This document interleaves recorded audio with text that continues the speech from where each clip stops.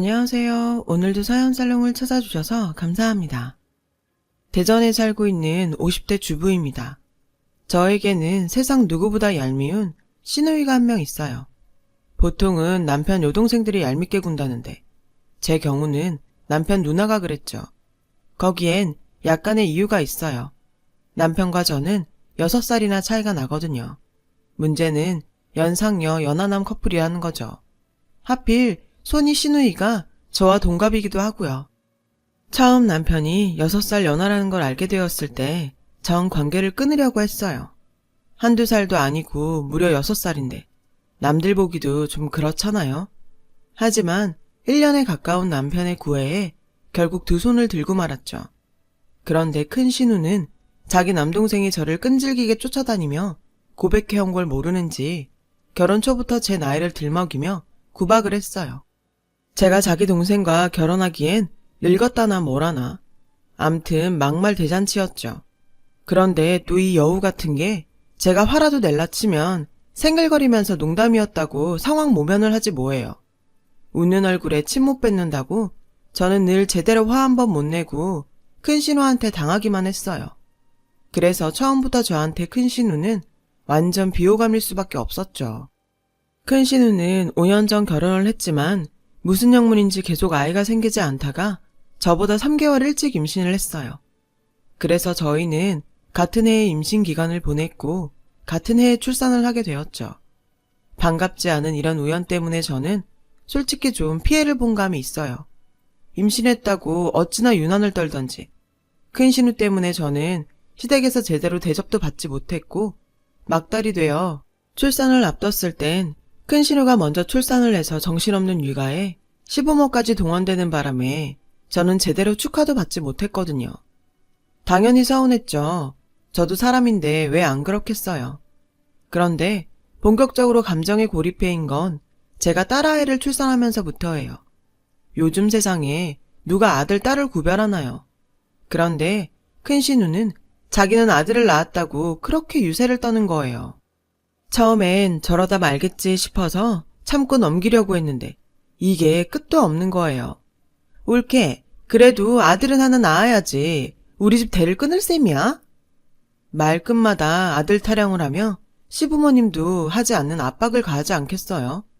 저는 그 말에 가만히 있으면 안 될 것 같아 뭐라고 말을 하려고 했는데 제 옆에 있던 남편이 먼저 나서서 큰 신우한테 한 소리 하더라고요. 요즘 누가 대의으라고 아들 타령을 해? 누난 조선시대 사람이야? 촌스럽게. 남편도 큰 신우의 행동이 꼴사나웠는지 이렇게 말을 했고 큰 신우는 남편 말에 발끈해서 소리를 쳤어요. 야, 아무리 아들, 딸 구분 안 한다고 해도 너 죽으면 제사 지내줄 사람은 아들뿐이야. 딸 자식 잘 키워봤자 남의 집 제사밖에 더 지내니? 뭘 알지도 못하면서 큰 소리야. 큰 신우의 말에 어이가 없었어요. 아니, 아직 살 날이 얼마나 창창한데 벌써 제사 걱정을 한대요. 그리고 자식을 제사 지내라고 놨나요? 기가 막혀서 헛웃음이 나오더라고요. 옳게? 지금 나보고 웃었어? 제가 우는 걸 봤는지 큰 신우는 도끼 눈을 뜨고 나를 세우더라고요. 솔직히 마음 같아서는 이참에 한판 붙고 싶었지만 시부모님이 계셔서 참았어요. 그래서 딴 생각하다가 웃음이 났다고 대충 둘러대곤 얼렁뚱땅 넘어갔어요. 그날 이후 큰 신우는 본격적으로 저를 볼 때마다 은근히 아들 낳은 유세를 떨었고 제가 반응이 없자 저희 딸아이를 괴롭히기 시작했어요. 얜 지지배가 오빠한테 앉으려고 하네. 종혁이가 소영이보다 먼저 태어났으니까 앞으로는 오빠라고 해. 오빠라고 불러봐. 오빠. 주방에서 시어머니와 음식 준비를 하던 저는 큰 신우가 제 딸아이에게 자기 아들한테 오빠라고 부르라고 강요하는 걸 보고는 참을 수가 없었어요. 그래서 음식을 하다 말고 거실로 나가 큰 신우한테 한 소리를 했어요. 형님, 종혁이랑 소영이 동갑이잖아요. 근데 무슨 오빠예요. 어머머, 한 집에 동갑이 어딨어? 우리 종혁이가 3달 먼저 태어났으니까 오빠지. 그리고 올케랑 나도 동갑인데 올케는 나한테 형님이라고 하잖아. 아, 무식한 건지 막무가내인 건지 도통 말이 안 통하더라고요. 생각 같아선 그걸 지금 비유라고 하냐고 따져 묻고 싶었어요. 그런데 그 순간 시어머니가 끼어들지 뭐예요. 예, 그건 우리 큰애 말이 맞다. 옛날엔 다들 그렇게 했어. 쌍둥이도 몇 번 먼저 태어나면 형 아니니? 시어머니를 보니 내가 말을 말아야 하겠더라고요. 이런 사람들한테 내가 뭔 소리를 하겠냐 싶었거든요. 그런데 여기서 한술 더 뜨는 사람이 있었어요. 바로 저희 시아버지셨죠. 큰 신우 말처럼 은근히 대를 이을 손자를 원했던 시아버지는 첫째로 딸을 낳고 둘째 소식이 없는 저에게 본격적으로 압박을 가하기 시작했어요. 우리 집 딸은 그 집 가서 그 집 장손까지 낳았는데 우리 며느리는 좀 분발해야 하지 않겠니? 아니, 임신이 무슨 경기도 아니고 왜 경쟁을 붙이는지 이해가 안 되더라고요. 저는 기가 차서 남편을 쳐다봤어요. 사실 저희 부부는 결혼 전부터 아이는 아들, 딸 구분 없이 한 명만 낳자고 약속을 한 상태였거든요.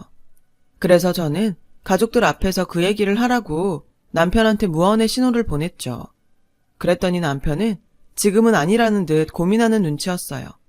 하지만 저의 계속되는 신호에 어쩔 수 없이 말을 꺼내더라고요. 저희 둘째는 갖지 않기로 했어요. 남편의 말에 시댁 식구들은 눈이 동그래져서는 금방이라도 무슨 일이 일어날 것처럼 저를 쏘아보더라고요. 말은 남편이 했는데 말이에요. 저는 따가운 시선을 받으며 말했어요. 우리가 애들을 여럿 낳아 기를 형편도 안 되고 여러 아이에게 사랑을 나눠주느니 한 명한테 몽땅 쏟아붓고 싶다고 말이죠. 그리고 그건 결혼 전부터 약속한 거라고 말이에요. 그러자 시아버지는 기다렸다는 듯이 버럭 화를 내시더라고요. 그 중요한 걸 왜 니들끼리 결정해? 저는 시아버지의 태도에 당황해서 아버님 얼굴을 보며 말했어요. 자식을 낳는 것도 키우는 것도 저희 몫인데 그럼 그 결정을 누구랑 해요? 시아버지는 제 말에 당황하셨고 순식간에 시댁 분위기는 싸늘해졌어요. 제가 여지껏 시댁 어른들 말에 토를 달아본 적이 없어서 그랬을 거예요. 하지만 그렇다고 해서 대충 알겠다고 하고 지나칠 수만은 없었어요. 제 아이에 대한 문제니까요. 그때였어요. 큰 신우는 불난 집에 기름을 붓더군요. 옳게, 지금 그 말은 내 동생이 능력이 없어서 애를 못 낳는다는 거네? 순간 시부모님은 싸늘한 눈빛으로 저를 쏘아보았고 위기의식을 느낀 남편은 저와 딸아이를 데리고 시댁을 나왔어요. 하지만 그것은 임시방편이었어요. 그놈의 아들이 뭔지 시댁의 압박은 계속되었어요. 니들 편하자고 애 하나만 낳겠다는데 나중에 소영이 혼자 외롭고 슬프다. 너희가 억만금을 남길 것도 아니잖아. 그러니까 소영이한테 유산 남겨준다 생각하고 남동생 만들어줘. 사람은 다 태어날 때 자기가 먹을 거 갖고 태어난다잖아. 걱정하지 말구나. 시부모님은 근 2년간은 생각을 바꾸라고 저를 들들 볶으셨어요. 저도 사람이라 짜증은 났지만 그래도 한쪽 귀로 듣고 한쪽 귀로 흘려버리며 버텼더니 2년이 지나고 나서부터는 서서히 포기하는 것 같았어요. 한 사람만 빼고요. 바로 큰 신우였죠. 엊그제 엄마가 울면서 전화하셨더라. 올케가 죽어라 말을 안 들어먹어서 더는 못하시겠다고. 손주 포기하시겠대. 어쩜 사람이 그러니? 노인네들이 늙음하게 손주 한번 안아보고 싶다는데 그걸 못해줘? 올케가 시집와서 한 게 뭐 있어? 혼수를 남들처럼 해왔어. 용돈을 제대로 들여봤어. 꼴랑 기집애 하나 낳은 거밖에 없으면서. 댐 못 있는 며느리 예전 같으면 소방마저도 할 말 없는 거야. 그런 걸 어르고 달래줬더니 기고만장해가지군. 쓸데없이 고집 부리지 말고 둘째 가져. 애는 엄마가 키워주신다니까. 형님도 지금 애 키우니까 아실 거 아니에요. 애는 낳는 것보다 키우는 게 더 중요하잖아요. 아무리 공평하게 사랑을 준다고 해도 그게 가능하겠냐고요. 둘째 낳으면 소영이 입장에선 부모 사랑 뺏기는 기분일 텐데 저 그러기 싫어요. 소영이한테 그런 상처 주기 싫다고요. 온전히 소영이한테만 사랑을 주고 싶어요. 저는 최대한 감정을 자제하며 말했어요. 솔직히 마음으로는 아들을 낳았어도 이렇게 둘째 타령을 했겠느냐. 딸 낳았다는 이유로 둘째를 강요하는 건 말도 안 된다. 라고 말하고 싶었지만요. 아무튼 시간이 지나고 나니 시부모님은 손주에 대한 미련을 버리셨어요. 하지만 아버님께서는 가끔 그러셨죠. 재산을 불리면 뭐하냐, 물려줄 손주도 없는데 라고 푸념 섞인 말씀을 하시긴 하는데 그쯤이야 듣고 넘길 수 있는 수준이었죠. 그렇게 저희 부부의 계획대로 딸아이는 무남 동료로 자라 초등학교에 입학하게 되었어요. 시부모님은 같은 해 초등학교에 입학한 친손녀와 외손자에게 책가방을 선물로 사주셨고요. 그때까지는 나름 모든 게 좋았어요. 딸아이는 책가방을 멜 때마다 할머니, 할아버지 얘기를 하며 좋아했으니까요. 하지만 얼마 뒤부터 제 딸과 큰 신우의 아들은 자연스럽게 비교의 대상이 되었어요. 큰 신우가 벌인 일이었죠. 우리 종혁이 천재인가 봐. 구구단을 딱 한 번 알려줬는데 벌써 다 외웠어. 소영이는 요즘 공부 어떻게 시켜? 저는 아직 학교 공부 외에는 안 시켜요. 소영이가 노는 걸 더 좋아해서요. 어머머? 옳게 그걸 말이라고 해? 애야 당연히 노는 걸 더 좋아하지. 공부는 엄마가 끼고 시키는 거야. 어린애가 뭘 한다고 알아서 해. 올케는 어쩜 그렇게 애 교육에 관심이 없냐? 난 올케가 소영이 학교 들어가면서 회사 그만두길래 애 교육 제대로 시키려고 그러나 보다 했는데 뭐야? 그냥 놀고 먹을 생각이었어? 올케는 참 편하게 산다. 저는 큰 신우 말에 기분이 상했지만 말 꺼내봐야 기분만 상할 것 같아 참았어요.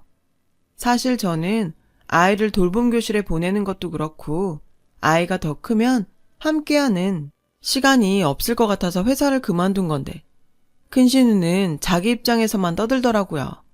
제 눈엔 아직 1학년인데 놀지도 못하는 조카가 더 안타까운데 말이죠. 그 후 시댁에 갈 때마다 시아버지는 제게 종혁이는 애가 공부를 스폰지처럼 빨아들이듯이 한다더라. 너도 소영이를 너무 놀게만 하지 말고 끼고 좀 가르쳐봐라. 라며 말씀을 하셨어요. 그럴 때마다 저는 아직 초등학생인데 벌써부터 공부로 스트레스를 주고 싶지 않다고 웃으면서 얘기했죠. 그러자 제 얘기를 듣던 시아버지는 대뜸 너는 보자 하니까 내가 웃음냐? 어떻게 시애비 말에 한 번을 알겠습니다 하고 고분고분하게 듣는 적이 없어? 어른이 말을 하면 듣고 새길 생각을 해야지 원. 결국 역정을 내시곤 안방으로 들어가 버리셨어요. 솔직히 억울했어요. 제가 알겠다고 대답할 말을 하셔야 알겠다고 하죠. 그저 제 속만 답답할 뿐이었어요. 그렇게 시작된 친가 외가 손주의 경쟁은 중학교에 들어가면서 본격적으로 경쟁 구도가 자리를 잡았고 저도 사람인지라 저희 딸이 형님 아들한테만큼은 지지 않았으면 좋겠다 생각하게 됐어요. 하지만 그럴 때마다 남편은 꼭 공부를 잘한다고 아이가 성공하는 것도 아닌데 집안 분위기에 휘둘려 애 들볶지 말라고 저를 잡아주었고 딸아이와 많은 대화를 나누며 자기주도 학습을 하게 했어요. 그 결과 저희 아이는 학원이나 과외를 시키지 않았는데도 스스로 알아서 공부도 하고 취미생활도 하며 자유롭게 자라났죠. 저는 그 모습에 그저 고맙기만 했고요. 그렇게 저희 딸과 조카가 고등학교에 입학을 했고 그해 설이 돌아왔어요. 나는 종혁이 대학 진학 문제도 그렇고 이참에 강남으로 이사 가려고. 큰 신우는 자랑하듯 얘기했어요. 당시 아주버니는 꽤 큰 입시학원을 운영하고 있어서 살림이 넉넉했거든요. 옳게 소영이 대입 준비하려면 서울로 올라와야 하지 않겠어? 언제까지 시골에서 그러고 있을 거야? 큰 신우는 우리가 대전에 살고 있는 게 마치 애 교육에 관심이 없어서 그러는 것처럼 말했어요. 그러자 남편이 큰 신우한테 이렇게 말을 했죠. 내 직장이 여긴데 애 대학 때문에 서울로 간다는 게 말이 돼? 그건 좀 오바지. 오바긴? 요즘 다 그래. 니네 부부는 부부가 애 교육에 관심이 없어서 그런 거지. 에휴, 부모 잘못 만나 우리 소영이가 고생이다. 불쌍한 내 조카. 고만고만한 대학 갈 거면 몰라도 명문대 가려면 서울로 와서 서울 애들이랑 경쟁을 해야 할 텐데. 됐어. 우리 소영이가 왜 불쌍해? 부모 사랑 받으면서 잘만 자라고 있는데. 그리고 꼭 명문대 가야 잘 사는 건 아니잖아. 그건 그저 부모 욕심이지. 이러니 소영이가 불쌍하다는 거다. 부모면 당연히 나보다 애가 더 잘 살길 바라야 되는 거 아니니? 남들은 자식한테 못해줘서 난린데. 아유, 됐다. 넌 정말 말이 안 통한다.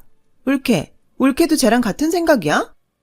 남매의 말싸움은 급기야 저에게 불똥이 튀었고 저는 그냥 대답 대신 웃음으로 넘기며 자리에서 일어났어요. 사실 저희 애가 지금까지 제가 시킨 것도 없는데 공부를 꽤 잘했어요. 그래서 저희 부부의 교육 방식이 틀리지 않았다고 생각하고 있었고요.